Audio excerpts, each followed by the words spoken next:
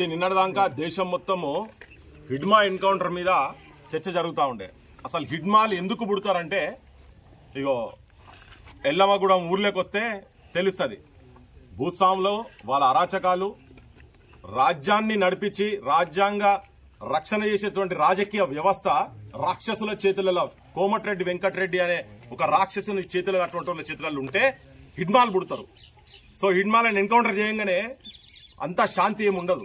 ఇక చూడు, ఈ ఊర్లో అంటే ప్రపంచంలో అతిపెద్ద ప్రజాస్వామ్య దేశం అని చెప్పుకుంటున్నటువంటి దగ్గర ఒక దేవత పేరు మీద ఉన్న ఊర్లే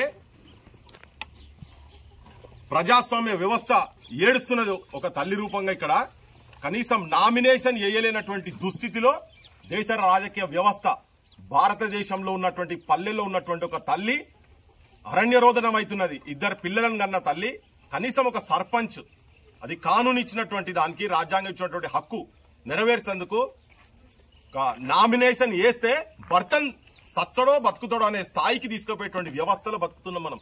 కత్తులు పెట్టాడు, ఇట్లా పక్కల కత్తులు పెట్టి ఇన్నటోళ్ళు ఎవడన్నా రాజకీయ నాయకులు ఎవడన్నా ఉంటే మీకు నిజంగా బుద్ధి సిగ్గు శరం ఉంటే నేను కులాలు పార్టీలు గిట్లు ఏం మాట్లాడతారేం. ఒక కిరాతకుడు అత్యంత నీచుడు, అంటే ప్రజాస్వామ్యాన్ని అపహాస్యం చేసేటట్టుగా కత్తులతోటి పెట్టి సంపుతమని బెదిరించే స్థాయిలో, అది పోలీస్ స్టేషన్లకు పోయిన తర్వాత కాకి బట్టలోళ్ళు కనికరము లేనోళ్ళని విన్నాము కదా.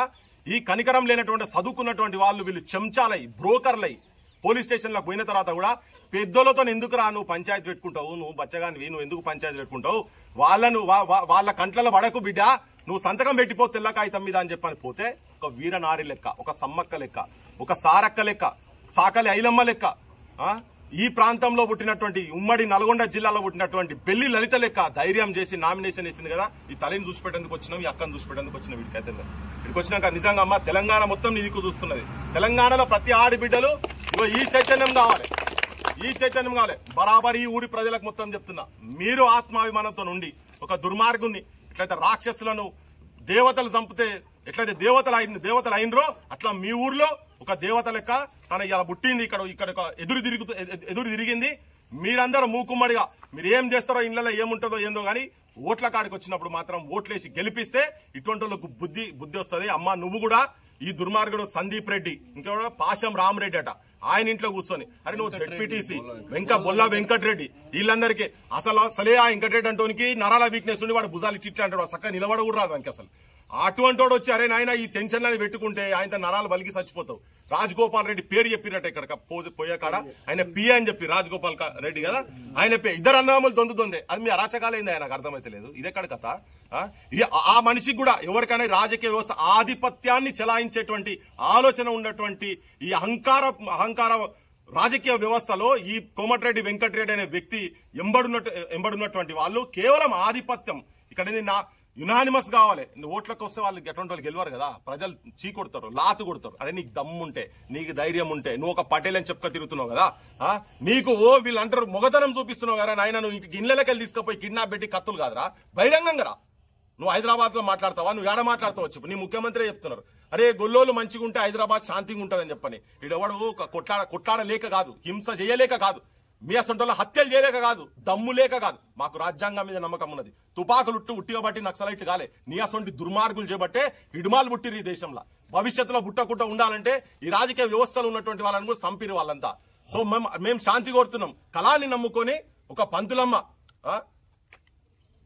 టీచర్ తన టీచరు భర్త కూడా చదువుకోనుండి వాళ్ళ హక్కుల గురించి, ప్రజల హక్కుల గురించి ముంగటకొచ్చి నిలబెడతా అంటే రాజకీయ వ్యవస్థల కనీసం సర్పంచ్ గానీ అనే దుస్థితి ఉంటే యావత్ మహిళా జాతి కాదు తెలంగాణ మొత్తం దేశంలో ఉన్నటువంటి ఆడబిడ్డలకు మొత్తం ఇది అవమానము. ఇది ఉట్టిగా వదిలిపెట్టేది లేదు. కోమటిరెడ్డి వెంకటరెడ్డి ముఖ్యమంత్రి, నువ్వు ఈ సదర్లకు సంబరాలకు పైసలు ఇచ్చుడు, గొర్రెలిచ్చుడు, బర్లిచ్చుడు కాదు. ఇగో రాజకీయ చైతన్యం నువ్వు సదర్లో వచ్చి మీటింగ్ లో చెప్పినావు కదా, మేము రాజ్యాధికారంలో కూడా భాగం ఇస్తామని తను వచ్చి ముంగడ కొట్లాడుతుంది కదా. నీ కోమటిరెడ్డి వెంకటరెడ్డిని బర్తరఫ్ చేస్తావా? బహిరంగంగా చెప్తున్నారు వీళ్ళు, బహిరంగంగా చెప్తున్నారు. లేదు ఏ టవర్లకు ఎక్కడెక్కడ వీళ్ళు పోయినరో ఆ సిగ్నల్ బయటికి ది. నువ్వు ఎట్లాగో కేటీఆర్ తో కాంప్రమైజ్ అయినావు దాంట్లో టెలిఫోన్ స్కామ్లల్లా. ఇప్పుడు ఇది ఏ పోలీస్ స్టేషన్ ఎక్కడెక్కడ తిప్పినరో వీళ్ళు నిజం చెప్తున్నారా అబద్ధం చెప్తున్నారా జనం చెప్తారు.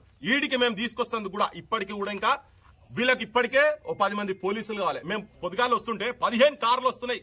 ఎంబడ ఎవడో మంత్రో ఎవడో మాకు తెలియదు కానీ ఎస్కాట్లు 15 ఎస్కాట్లు మొత్తం పైసలు ప్రభుత్వం పైసలు ఇవన్నీ ఈడ సాగు బతుకులో ఉన్నామని చెప్పి ఎస్పీని కలిసిన తర్వాత కూడా ఇప్పటిదాకా కూడా ఇప్పటికి 2 రోజులు అయిందమ్మా మొన్న కదా ఇది మూడో రోజు నువ్వు కనీసం సెక్యూరిటీ కూడా ఇవ్వలే రేవంత్ రెడ్డి అంటే నువ్వు కూడా ఇప్పుడు ఈమెను చంపాలి భర్తను చంపాలి లేకపోతే పిల్లలను అనాథలు చేయాలి ఇదే ప్లాన్ అనేది రేవంత్ రెడ్డి ముఖ్యమంత్రి ఇగో చూడు వాళ్ళ ఇల్లు చూడు వాళ్ళ పరిస్థితి చూడు వాళ్ళు ఎట్లున్నారో చూడు వాళ్ళు ఎంత దయనీయమైన స్థితిలో ఉన్నారు చూడు ఎస్పీని కలిసిన తర్వాత కూడా డీజీపీ గారు వారికి కూడా చెప్తున్నాం హోంమంత్రి రేవంత్ రెడ్డి ముఖ్యమంత్రి రేవంత్ రెడ్డికి చెప్తున్నా ఏంటంటే వీళ్ళకి వెంటనే నువ్వు సెక్యూరిటీ పెట్టి ఇక్కడ పికెట్లు పెట్టి నువ్వు హిడ్మా ఊర్లో విభర్తిలో క్యాంపులు పెట్టావు కదా ఇప్పుడు రాజకీయ వ్యవస్థను రాజ్యాంగాన్ని కాపాడేటువంటి డెమోక్రటిక్ రైట్ ఏదైతే ఇచ్చిండ్రో ఈ ఊర్లో నువ్వు క్యాంప్ పెట్టి ఫెయిర్ ఎలక్షన్స్ జరుపు నీకు నిజంగా కూడా ఈ దేశంలో ఈ హింసను మొత్తం మటుమాయం చేయాలంటే తనకు వెంటనే సెక్యూరిటీ కావాలి ఇమ్మీడియట్ గా సెక్యూరిటీ ఇవ్వాల్సిన అవసరం మేము నల్గొండకెళ్లి వాళ్ళని పట్టుకొని రావాల్సి వచ్చింది ఊరికొస్తే ఏడ చంపుతారు నువ్వు సెక్యూరిటీ ఇయ్యి లేకపోతే ఇది మొత్తం రాష్ట్రంలో రాసుకుంటది మీరు చెప్పేటని బూటకం మీ మాటలు ముఖ్యమంత్రి రేవంత్ రెడ్డి నువ్వు చెప్పే మాటలని బూటకం ఇదంతా అరే ఎట్లా సిగ్గున్న అదరనైనా మీకు అసలు నాకు అర్థం కాదు మీకు మీ పిల్లలకు మీ వ్యవస్థకు మొత్తము పాలు పోసి మీ పిల్లలకు పాలిచ్చేటువంటి కులము